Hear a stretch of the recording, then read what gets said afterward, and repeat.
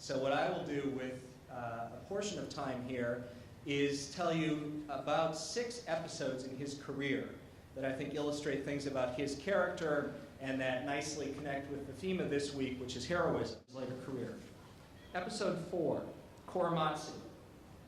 Japanese Americans immediately after Pearl Harbor are a suspect population in our country, and it's hard to imagine what the time was and what the perspective was, but once bombs have fallen on American soil, even Pearl Harbor, I think a justifiable fear of the enemy and allies of the enemy within our borders makes perfect sense. The question is, are these people allies of the enemy, or are these people citizens who should be evaluated on an individual basis?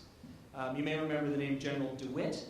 He was the power, the man who issued the orders, the overseer of what first became a curfew for citizens of Japanese American descent on the West Coast, and then became the internment. The first challenge that goes to the Supreme Court, and by 1943 Jackson is there, is to the curfew. And Jackson votes with the court to uphold the curfew in a case called Hirabayashi. He's reluctant, but he's persuaded by the government's arguments that a showing of military necessity can justify the limited measure of a curfew, a simple hours restriction in your homes.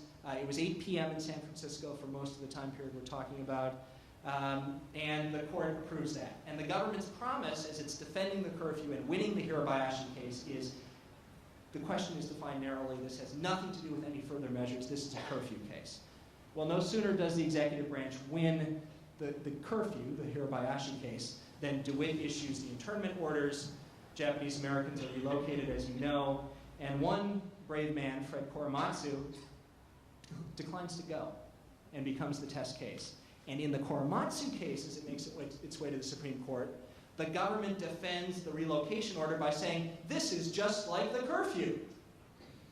Okay, so much for the promises of a narrow issue and no precedent and so forth. And at that point, Jackson draws the line.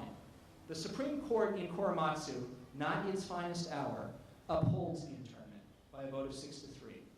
3 justices dissent: Owen Roberts, Frank Murphy, and Bob Jackson. They each write an opinion.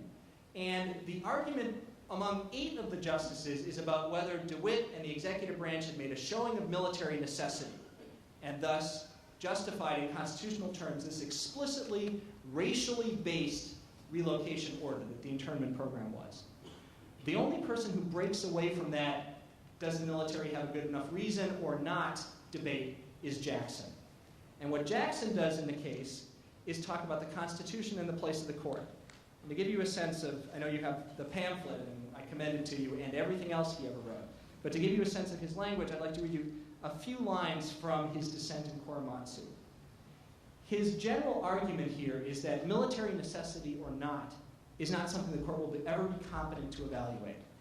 And military power is something that the court will never be powerful enough to stop. So if the military really wants to do this, we 9 people in the Supreme Court aren't going to stop them. The most that can stop them is the end of the war and the people of the country. It comes back again to the popular sovereignty issue we saw in court packing, stopping them through the political process. In the meantime, he says, we shouldn't debase the Constitution by blessing it in the name of the Constitution. He writes, once a judicial opinion rationalizes such an order to show that it conforms to the Constitution, or rather rationalizes the Constitution to show that the Constitution sanctions such an order, the court for all time has validated the principle of racial discrimination in criminal procedure and of transplanting American citizens. The principle then lies about like a loaded weapon, ready for the hand of any authority that can bring forward a plausible claim of urgent need. Every repetition embeds the principle more deeply in our law and thinking and expands it to new purposes.